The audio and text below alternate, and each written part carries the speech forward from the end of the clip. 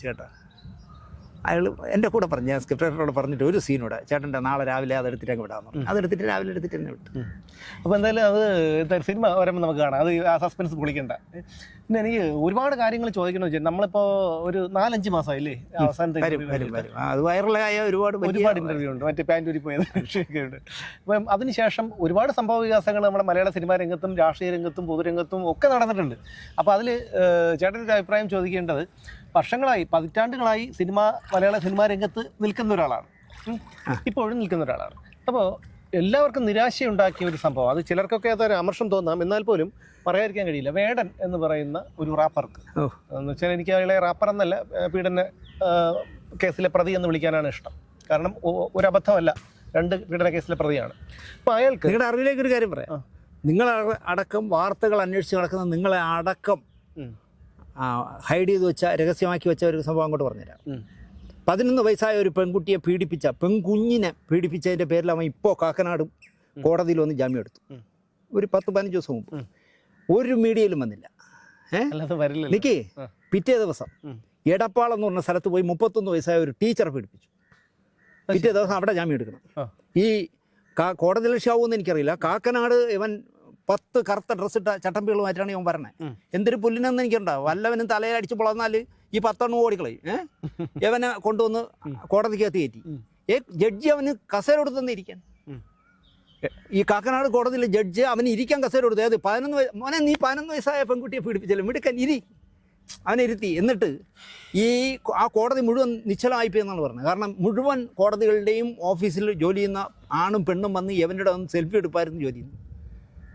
കേരളം എങ്ങോട്ട് പോകണം നിങ്ങൾ ആലോചിച്ചു. ഒരു അലവലാതി ചെറുക്കനെ 11 വയസ്സായ ഒരു കുട്ടിയെ പീഡിപ്പിച്ച കേസിന് പ്രതിയായി കൊണ്ടിരുമ്പോൾ അവൻ ജഡ്ജി കസേര കൊടുക്കുന്നു. എന്നിട്ട് ആ കോടതി സമുച്ചയത്തിലുള്ള എല്ലാ ഉദ്യോഗസ്ഥരും വന്ന് അവൻ്റെ ഒന്ന് സെൽഫി എടുക്കുന്നു. എങ്ങനെ പീഡനം? 11 വയസ്സിൽ പീഡിപ്പിച്ചപ്പോൾ എങ്ങനെയുണ്ട് എന്നായിരിക്കുമല്ലോ ഈ കാണിക്കണേ. ഇത് കേരളത്തിൽ കൊടുക്കുന്ന സന്ദേശം അല്ല. അതിനു മുമ്പ് ആ സന്ദേശം എങ്ങനെയാണ് വന്നത്? അതായത് 2 പീഡന കേസ് ഉണ്ടായപ്പോൾ പോലും ഒളിവിൽ പോയി എന്ന് പറയുന്ന സമയത്ത്, പോലീസ് ലുക്കൌട്ട് നോട്ടീസ് പുറപ്പെടുവിച്ചു എന്ന് പറയുന്ന സമയത്ത്, കാമുകിയായിട്ട് നിന്ന് ബർത്ത്ഡേ പാർട്ടി ആഘോഷിക്കുന്ന ചിത്രങ്ങൾ പുറത്തോട്ടു. പോലീസ് അതൊന്നും ചെയ്തിട്ടില്ല.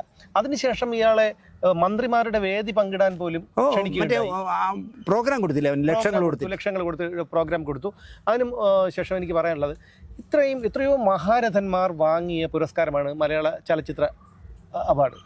അത് വേടന് കിട്ടി എന്ന് പറയുമ്പോൾ, വേടന് കൊടുത്തു എന്ന് പറയുമ്പോൾ അതിനെക്കുറിച്ച് താങ്കൾക്ക് എന്താണ് പറയാനുള്ളത്? നാണം തോന്നി എനിക്ക്. കാരണം വയലാറും ONV കുറുപ്പും യൂസഫ് അലിയും ഭാസ്കരൻ മാഷൊക്കെ പോയത് നന്നായി. കാരണം അവർ ജീവിച്ചിരിക്കുമ്പോൾ, തമ്പിസാർ ജീവിച്ചിരിപ്പുണ്ട്, ബാക്കിയുള്ള ഈ പറഞ്ഞ മഹാരഥന്മാർ മരിച്ചത് നന്നായി എന്ന് ഞാൻ പറയും. കാരണം അവരൊക്കെ വാങ്ങിയ അവാർഡല്ലേ ഈ അലവലാതി വാങ്ങിച്ചത്. അവരൊക്കെ ഈ മഹാരഥന്മാർ വാങ്ങിയ, ഞാൻ കേൾക്കട്ടെ, ഇവിടെ MD രാജേന്ദ്രൻ ജീവിച്ചിരിപ്പുണ്ട്.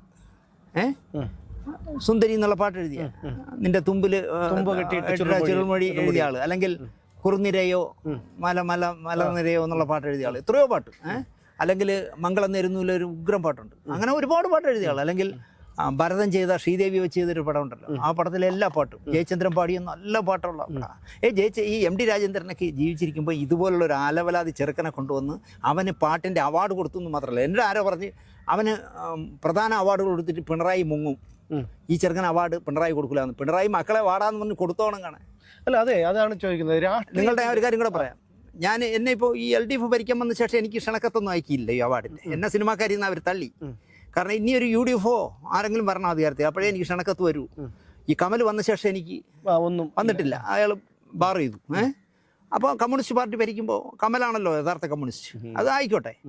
പക്ഷേ എനിക്ക് ഇത്തവണത്തെ അവാർഡിന് വിളിക്കാതെ പോകേണ്ടി വന്നു. പോകേണ്ടത് എന്തെന്ന് വെച്ചാൽ, ഞാൻ ഈ ദാദാ സാഹിബ് ഫാൽക്കെ JC ഡാനിയൽ അവാർഡ് ശാരദാമ്മയെ പോലെ, S ജാനകിയെ പോലെ, സുശീലാമ്മയെ പോലുള്ളവർ കൊടുക്കുന്നില്ല. പകരം മുഖ്യമന്ത്രി മൂത്രമൊഴിക്കാൻ കയറുന്നിടത്ത് കൂടെ കയറി ശുപാർശ ചെയ്യുന്നതിനെ കൊടുക്കുന്നുള്ളൂ. എന്നോട് ഗണേശൻ പറഞ്ഞാണ്, ഇതിന് ഒരാളിന് അവാർഡ് കൊടുത്തപ്പോൾ ഞാൻ കേട്ടു അയാൾ സമഗ്ര സംഭാവന മലയാളത്തിൽ എന്താ ചെയ്തതെന്ന് കേട്ട്. അത് അയാളുടെ ഒരു സഹോദരമുണ്ട്, എൻ്റെ പൊന്നു ശാന്തികളെ, ഉമ്മൻചാണ്ടി സാറിനെ മൂത്രം ഒഴിക്കാൻ സമ്മതിക്കില്ല. അപ്പോൾ അതിനകത്ത് കയറി നിന്നിട്ട് പറയും, സാറേ ചേട്ടന് കൊടുക്കണം, ചേട്ടൻ വയസ്സായിരിക്കുന്നു, അങ്ങനെയാണ് കൊടുത്തതെന്ന് പറഞ്ഞു. ഞാൻ പറഞ്ഞു, നിങ്ങളെ ആദ്യമായിട്ട് ക്യാമറ മുന്നിൽ നിർത്തി KG ജോർജിന് കൊടുക്കാതെ ഇതുപോലുള്ള വാച്ചന്മാർക്ക് കൊടുത്താൽ എന്ത് വിലയുണ്ട് അതിനെന്നൊക്കെ പറഞ്ഞ് ഞാൻ ഗണേശനോട് ഒരുപാട് റേസ് ചെയ്തു മന്ത്രിയായിരിക്കുമ്പോൾ. പക്ഷേ പിറ്റേ വർഷം ജോർജ് സാറിന് കൊടുത്തു. അപ്പോൾ അതിൽ നിരപരാധിയാണ് ഗണേശൻ പറയുന്നത് മുഖ്യമന്ത്രിയെ, ഉമ്മൻചാണ്ടിയെ ലെഫ്റ്റും റൈറ്റും തിരിയാൻ സമ്മതിക്കില്ല. അങ്ങനെ വാങ്ങുന്നവർക്കാണ് ഇവിടെ അവാർഡുകൾ കൊടുക്കുന്നത്. ഇത്തവണ ഞാൻ ശാരദാമ്മയെക്കുറിച്ച് ഒരു എപ്പിസോഡ് ചെയ്തു. ആ എപ്പിസോഡിൽ ഞാൻ ഇത് പറഞ്ഞു, അനാരോഗ്യമായി പ്രായം 80 കഴിഞ്ഞ് 81 ആവുന്നു, അവർക്കൊരു അവാർഡ് കൊടുക്കാത്ത മോശമായിപ്പ് എന്ന് പറഞ്ഞ് ആ പ്രോഗ്രാം വന്നതിൻ്റെ അന്നാണ്, നമ്മളെ പ്രോഗ്രാം കണ്ടിട്ടല്ല, ആ പ്രോഗ്രാം എയറിൽ പോയതിൻ്റെ അന്നാണ് ഉർവശി അവാർഡ് അല്ല ഈ JC ഡാനിയൽ അവാർഡ് ശാരദാമ്മയ്ക്ക് പ്രഖ്യാപിക്കുന്നത്. അപ്പോൾ എറണാകുളത്തുള്ള ശാരദാമ്മയെ അമ്മയെ പോലെ കാണുന്ന ഒരാൾ ശാരദാമ്മയെ വിളിച്ചിട്ട് ഇതിലെ ഓരോ വരികളായിട്ട് കേൾപ്പിച്ചു കൊടുത്തു. അപ്പോൾ അതിൽ ഞാൻ പറയുന്നുണ്ട്, അമ്മയ്ക്കൊരു താരാട്ട് കഴിഞ്ഞ് പോകാൻ നേരത്തെ എനിക്കൊരു വൈൻ കുപ്പി കൊണ്ട് തന്നു ശാരദാമ്മ.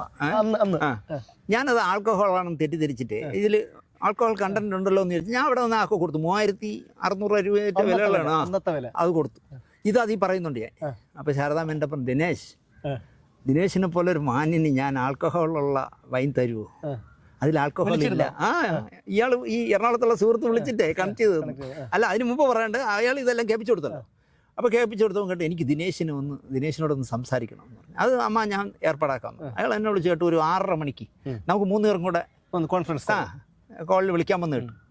6:15 വിളിച്ച് അയാളുമായിട്ട് ഞാൻ കുറേ നേരം സംസാരിച്ച ശേഷം അദ്ദേഹം ശാരദാമ്മയെ കണക്ട് ചെയ്തു. എന്താ സന്തോഷം എന്നറിയാം.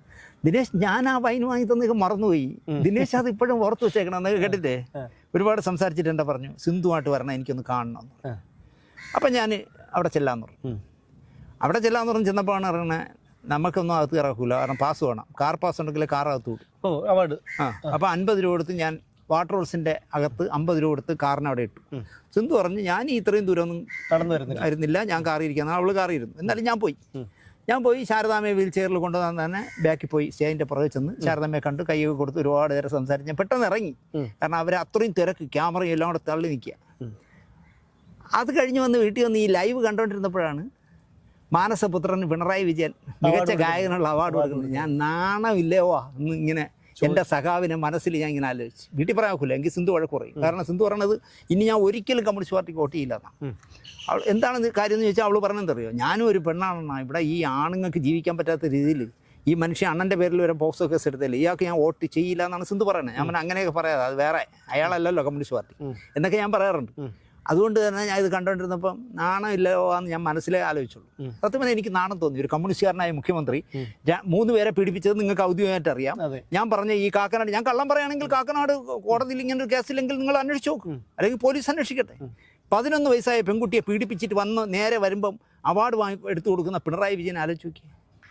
എനിക്ക് പുച്ഛം തോന്നുന്നു സത്യത്തിൽ. ഇവിടെ നിങ്ങൾ നോക്കിയോ, ഇവിടെ പുരുഷ കമ്മീഷൻ വരും, വനിതാ കമ്മീഷൻ പോലെ. പുരുഷ കമ്മീഷൻ വരണം ചേട്ടാ. കാരണം എന്ന് വെച്ച് കഴിഞ്ഞാൽ ഇപ്പോൾ രാഹുൽ മാങ്കൂട്ടത്തിൽ ഞാൻ ഒരിക്കലും ന്യായീകരിക്കുന്നില്ല. അയാൾ ഒരു പൊതുപ്രവർത്തകനാണ്, അയാൾ ജാഗ്രത പാലിക്കേണ്ടതാണ്, ഒക്കെ ശരിയാണ്. പക്ഷേ അയാൾ ചെയ്ത തെറ്റിന് വേണ്ടി ഇപ്പോൾ അയാളെ നിരന്തരം പരാതി കൊടുക്കുന്നു, അയാളെ ഇട്ട് വേട്ടയാടിയൊക്കെ നമുക്കറിയാം. നിയമം അനുശാസിക്കുന്ന രീതിയിൽ എന്തും ചെയ്തോട്ടെ. കാരണം കോടതി വരെ പറഞ്ഞു അത് എല്ലാ ചട്ടങ്ങളെയും ലംഘിച്ചുകൊണ്ടുള്ള ഒരു അറസ്റ്റാണെന്നുള്ള കാര്യം. അത് ഞാൻ പറഞ്ഞു വന്നത്, ഈ രാഹുൽ മാങ്കൂട്ടത്തിൻ്റെ കാര്യമായിരുന്നാലും വേടന് അവാർഡ് കൊടുത്ത കാര്യമായിരുന്നാലും അതൊരു രാഷ്ട്രീയ നേട്ടത്തിനായിട്ടല്ലേ ഈ പാർട്ടി ഉപയോഗിക്കുന്നത്? ഉറപ്പായിട്ടായിരിക്കുമല്ലോ, ആയിരിക്കും, അങ്ങനെ തന്നെ ആയിരിക്കും. പക്ഷേ ഇത്രയും കുഴപ്പങ്ങൾ കാണിച്ച് ഈ ചെറുക്കൻ ഇയാൾ ഈ അവാർഡ് എടുത്ത് കൊടുത്തല്ലോ എന്ന് ആലോചിക്കുമ്പോൾ എനിക്ക് ഭയങ്കര വിഷമം തോന്നുന്നു. കാരണം ഞാൻ അത്രയും സ്നേഹിച്ചിരുന്ന ആളാണ്, ബഹുമാനിച്ചിരുന്ന ആളാണ്. ആ മനുഷ്യൻ 10 വോട്ടിന് വേണ്ടിയോ അല്ല, പല ആരോപണങ്ങളും പിണറായി വിജയന്റെ പേരിലുണ്ടെങ്കിൽ പോലും അദ്ദേഹം അത് ചെയ്യാൻ പാടില്ലായിരുന്നു. ഒരിക്കലും ചെയ്യാൻ പാടില്ല. ഞാൻ 2 കാര്യങ്ങളെ പറയാറുള്ളൂ. ഒന്ന്, ഈ വേടനെ പോലെ ഒരു അലവലാതിക്ക് അവാർഡ് കൊടുത്തത്, അതിനേക്കാൾ അലവലാതിയെ വെള്ളാപ്പള്ളിയെ സ്റ്റേറ്റ് കാറി കയറ്റിയത്. ഇത് 2 എനിക്ക് സഹിക്കാൻ പറ്റില്ല. മനസ്സിലായില്ലേ? ഇത് 2 എനിക്ക് സഹിക്കാൻ പറ്റില്ല. ഞാൻ തുറന്നു പറയുകയാണ്. അല്ല, വെള്ളാപ്പള്ളിയോട് എനിക്ക് യാതൊരു ബന്ധവുമില്ല. പക്ഷേ ആ മനുഷ്യനെ അന്തസ്സായിട്ട് ഈ അടുത്ത കാലത്തും പറഞ്ഞിട്ടില്ലേ, എൻ്റെ കാറിൽ ആര് കയറണമെന്ന് ഞാൻ തീരുമാനിക്കുന്നു. അത് സ്വന്തം കാറിൽ വേണം കയറ്റാൻ, സ്റ്റേറ്റ് കാറിലല്ല കയറ്റാൻ. അല്ല, അവിടെയാണ് ഈ പിണറായി വിജയന്റെ ഒരു ധാർഷ്ട്യത്തെ കുറിച്ച്. അതൊന്നും ഞാൻ അംഗീകരിക്കുന്ന ഒരു കമ്മ്യൂണിസ്റ്റുകാരന് യോജിച്ച സാധനമല്ല അയാൾ പറഞ്ഞത്. ഈ മരിക്കുന്നത് വരെ എന്തുകൊണ്ടാണ് ഇയാളെ SNDP തലപ്പത്ത് കൊണ്ടുവന്ന VS അച്യുതാനന്ദൻ എന്തുകൊണ്ടാണ് ഇയാളെ വെള്ളാപ്പള്ളി എന്ന് പോലും വിളിക്കില്ല, എടാ നടേശാ എന്നല്ലേ വിളിക്കുക. ഈ നടേശന്റെ കള്ളത്തരങ്ങൾ മൊത്തം അറിയാന്നുള്ളതുകൊണ്ടാണ് VS തള്ളി പറഞ്ഞത്. ആ VSനോടുള്ള വൈരാഗ്യം തീക്കണായിരിക്കും ഇയാളെ സ്റ്റേറ്റ് കാറിൽ കയറ്റിയത്. നാണമില്ലെന്നേ, ഇത് ജനം കാണയല്ലേ, ജനം കണ്ടുകൊണ്ടിരിക്കണം. അതാണ്. അപ്പോൾ ഈ വേടന്റെ കാര്യം വരുമ്പോഴേ അടുത്ത കൊല്ലം, അതായത് എന്തെങ്കിലും ഒരു കണ്ടന്റ് വേണ്ടേ, ആ പാട്ടൊന്ന് ഓർത്ത് വെക്കാൻ കഴിയണം, അങ്ങനെ ഒന്നുമില്ല. അത് വരുമ്പോഴത്തേക്കും അതിൽ ഒരു പരിധി വരെ പിണറായി അല്ല തെറ്റുകാരൻ. പിണറായി ഒരു ഉപഗ്രഹം ഉണ്ട് അതിൻ്റെ അകത്ത്. ഈ ഉപഗ്രഹങ്ങൾ പറഞ്ഞു കൊടുക്കുന്ന കേട്ടാണ് പുള്ളിക്ക് ഇതൊന്നും സിനിമ കാണാനോ അങ്ങനെ ഈ പാട്ട് അപഗ്രഥിക്കാനോ ഒന്നും നടക്കണമല്ല. ഇത് യവന്മാർ പൊക്കി വിട്ടു കൊടുക്കുന്നേ. സഖാവേ, യവനെ പിടിച്ചാലുണ്ടല്ലോ, യവൻ നമ്മളോട് വന്നാൽ 10 വോട്ട് കിട്ടും. യവനെ കൊണ്ടുപോയാൽ പാർട്ടി തോക്കുമെന്ന് ഇങ്ങനെ അറിയില്ല. അതെ. യവന് ജനസ്വാധീനം എന്ന് പറഞ്ഞാൽ നെഗറ്റീവാണ്. നെഗറ്റീവ്. അല്ല യവന് കുറെ കൂതറ കുളിക്കാത്ത പിള്ളേർ മാത്രമേ ഉള്ളൂ കമ്പനി. അതെ. കുറെ ആണും പെണ്ണും കെട്ടാൻ കുറെ എണ്ണം നടപ്പണ്ടല്ല.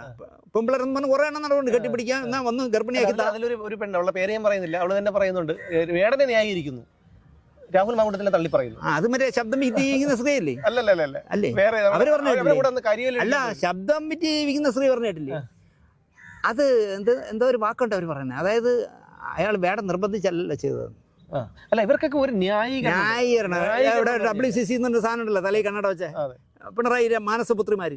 ഒരെണ്ണം മിണ്ടിയാ നോക്കി വേടനെതിരെ വായിലെന്തിരി പഴം ഇരിക്കായിരുന്നു. അവിടെയാണ് ഇവരുടെ ഈ ഇരട്ടത്താപ്പ്. ഇവരെല്ലാം ഈ പിന്നെ എന്താണ് ഈ രാഷ്ട്രീയം കളിച്ചും ഇവരുടെ സ്വാർത്ഥ താല്പര്യങ്ങൾക്ക് വേണ്ടിയുള്ള കാര്യങ്ങളൊക്കെ കളിച്ച് ഈ മേഖലയെ തന്നെ നശിപ്പിക്കട്ടെ. നിങ്ങൾ പറയാൻ വന്ന ആളിനെ എനിക്ക് മനസ്സിലായി. മറ്റേ വലിയ കണ്ണടയൊക്കെ വെച്ച് അധ്യാപിക എന്ന് പറഞ്ഞ് നടക്കണേ. ഏയ്, ഈ സ്ത്രീ ഈ പെണ്ണും പിള്ള പഠിപ്പിക്കുന്ന പിള്ളേരുടെ ഭാവി അതാണ് ഞാൻ ആലോചിക്കുന്നത്. എമ്മട്ടാ തേങ്ങി. പക്ഷെ ഈ പെണ്ണ് പഠിപ്പിക്കുന്ന പിള്ളേരെ ഗതി ആലോചിച്ചു. സെക്സ് പഠിപ്പിക്കും, അതിനപ്പുറം ഒന്നും പഠിപ്പിക്കില്ല. പിള്ളേരെ സെക്സ് പഠിപ്പിക്കും, പ്രായപൂർത്തിയാവുന്നതിന് മുമ്പേ ആയിട്ടുള്ള വഴി തെറ്റാൻ പഠിപ്പിക്കും. ഇവളെയൊക്കെ പിരിച്ചു വിടണ്ടേന്ന് സർവീസ്. അതൊന്നും നടക്കില്ല. കാരണം ഇങ്ങനെയുള്ളവരെ കുറെ പേരെ കൊണ്ട് നടന്നാൽ മാത്രം എന്തൊരു ധൈര്യമാണെന്ന് നോക്കണം. അതായത് നാളെ ഞാൻ ഒരു പെണ്ണും പിള്ള ക്യാമറയിൽ എന്തോ ബലാത്സംഗം ചെയ്ത് ബസ്സിൽ വെച്ച് ബലാത്സംഗം ചെയ്ത് എടുത്ത ഒരു പയ്യൻ മരിച്ചില്ലേ? ആ പയ്യനെ ഇവള് പറയണമെന്ന് കേൾക്കാൻ. അവൻ ചത്തത് നന്നായി ഇന്ന് ഇവള് പറയാ. ഒരു അമ്മ നൊന്ത് പ്രസവിച്ച ഒരു അമ്മയും അച്ഛനും ഇരിക്കുന്ന സങ്കടത്തോടെ ഇരിക്കുന്ന ഒരു നാട്ടിൽ ഈ പെണ്ണ് പറയാണ് അവൻ ചാവാളാൻ തന്നെ. വേറൊരു കാര്യം എന്ന് പറഞ്ഞു കഴിഞ്ഞാൽ ഇതിനെയൊക്കെ അങ്ങനെ വളർത്തി വിടുകയാണ്. കാരണം എന്ത് ചെയ്താലും ഇങ്ങനെ കുറെ ബുദ്ധിജീവികൾ വേണം. ബുദ്ധിജീവി എന്നല്ല, വിടക്കുകൾ വേണം. എന്ത് ചെയ്താലും സ്ത്രീകളെ അനുകൂലിക്കുന്ന നിയമമുണ്ട്, എന്ത് ചെയ്താലും പട്ടികജാതിക്കാരെ അനുകൂലിക്കുന്ന ഒരു നിയമമുണ്ട് എന്നുള്ളൊരു ബോധമാണ് ഇവരെ കൊണ്ട് ഇതൊക്കെ ചെയ്യിക്കുന്നതും പറയിക്കുന്നത്. ഇവളെയൊക്കെ മിണ്ടാൻ പറ്റില്ല. ഇവളെയൊക്കെ പേര് അപ്പം മറ്റേ വകുപ്പിട്ട് കേസെടുത്തുള്ളൂ. ഇപ്പൊ തന്നെ നിങ്ങൾ ആലോചിച്ച് നോക്ക്. ഞാൻ 2 കേസിലെ പ്രതിയല്ലേ? അല്ല, ഇപ്പൊ തന്നെ ആലോചിച്ച് നോക്കൂ. MT വാസുദേവൻ നായരെ തള്ളക്ക് വിളിക്കാനായിട്ട് ഒരു പുസ്തകം എഴുതിയിട്ടുണ്ട്. ആദ്യ ഭാര്യയെ പീഡിപ്പിക്കുന്നുണ്ട്. ഈ എഴുതിയവളൊക്കെ തന്തയ്ക്ക് പറഞ്ഞതാണെങ്കിൽ, നല്ല തന്തയ്ക്ക് പറഞ്ഞതാണെങ്കിൽ ഇവളൊക്കെ ചെയ്യേണ്ടിരുന്നത് MT ജീവിച്ചിരിക്കുമ്പോൾ MTയുടെ മുമ്പ് എഴുതണമായിരുന്നില്ലേ? അതെ, അതാണ് ചെയ്യേണ്ടിരുന്നത്. പെണ്ണത്തുണ്ടെങ്കിൽ അങ്ങനെയാണ് ചെയ്യുക. അങ്ങേര് മരിച്ചു കഴിയുമ്പോൾ ആ മനുഷ്യനെ കരുവാരി തേക്കാനായിട്ട് 2 പെണ്ണുങ്ങൾ, അതും ബുദ്ധിജീവിയാണ്. അതെന്താന്ന് ചേട്ടാ, അതായത് ഇവർക്ക് എങ്ങനെയെങ്കിലും പ്രശസ്തി കിട്ടും. അത് കുറുക്ക് വഴിയിലൂടെ, നേരായ വഴിയിലല്ല. കുറുക്ക് വഴിയിലൂടെ ഇവരുടെ സിത്താരയും അശ്വതിയും പറയുന്നു ഞങ്ങൾ 2 പേരോടും പെർമിഷൻ വാങ്ങിച്ചിട്ടില്ല. അദ്ദേഹം ജനിപ്പിച്ച 2 ഭാര്യമാരിലുള്ള 2 മക്കളും പറയുന്നു ഞങ്ങളോട് ഇത് ചോദിക്കാതെയാണ് ചെയ്തിരിക്കുന്നത്. ചൂടപ്പം പോലെ വിൽക്കുന്നതാണ് പറഞ്ഞത്. 1000 കോപ്പി വിൽക്കുന്നത്, അതാണ് അവരുടെ ലക്ഷ്യം. അതാണ്, അതായത് അവരുടെ പേര് ചർച്ചയാവണം. അത് എന്ത് ചെയ്തിട്ടായിരുന്നാലും, എത്ര നെഗറ്റീവ് പബ്ലിസിറ്റിയിലൂടെ ആയിരുന്നാലും അവരുടെ പേര് മാധ്യമങ്ങളിൽ വരണം, ചാനലുകളിൽ ചർച്ച. ഇതൊക്കെയാണ്. ഇപ്പോൾ ഉദാഹരണത്തിന് ഞാൻ പറഞ്ഞുതരാം. കഴിഞ്ഞ ഒരു 2 ആഴ്ച മുമ്പ് ഒരു വാർത്ത എൻ്റെ ശ്രദ്ധയിൽപ്പെടുന്നു. ആ വാർത്തയെന്ന് പറഞ്ഞു കഴിഞ്ഞാൽ നമ്മുടെ വഞ്ചൂർ പോലീസ് സ്റ്റേഷനിലെ ഒരു വനിതാ എസ് ഐ അവർ വാടകയ്ക്കാണ് താമസിക്കുന്നത്, ആലപ്പുഴക്കാരിയാണ്. അവർ വീട്ടുജോലിക്കാരിയായ പട്ടികജാതിക്കാരിയായ ഒരു സ്ത്രീയെ ലൈംഗികമായി പീഡിപ്പിച്ചു എന്നുള്ള വാർത്തയാണ് വരുന്നത്. അപ്പോൾ അതിജീവിത എന്ന് പറഞ്ഞിട്ട് ഒരു ഫേസ്ബുക്ക് പേജിൽ ഇവരുടെ മുഖമൊന്നും കാണിക്കാതെ അങ്ങ് ചെയ്യണം. അപ്പോൾ തന്നെ എനിക്ക് ഒരു അസ്വാഭാവികത തോന്നി. ഞാനിതിൻ്റെ പിന്നാലെ പോയി ഒരാഴ്ച എടുത്തു ഇതിൻ്റെ കംപ്ലീറ്റ് കാര്യങ്ങളും ഞാൻ എടുത്തപ്പോഴാണ് അറിയുന്നത് ഇവരുടെ ഈ പീഡിപ്പിച്ചു എന്ന് പറയുന്ന ആ സ്ത്രീയുടെ ബൈറ്റ് എടുത്തു. അവരുടെ നാട്ടിൽ പോയി അവരുടെ കൂടെ ഉണ്ടായിരുന്ന ആളുടെ എല്ലാ ക്രൈമുകളും നമ്പർ ഉൾപ്പെടെ ഞാൻ എടുത്തു. ഇവർ ഒരു മുക്കുവണ്ടം പണയം വെച്ച കേസിലെ പ്രതിയായിരുന്നു. അതിൻ്റെ ഡീറ്റെയിൽസ് എല്ലാം എടുത്തിട്ട് ഞാനിത് കാണിച്ചു.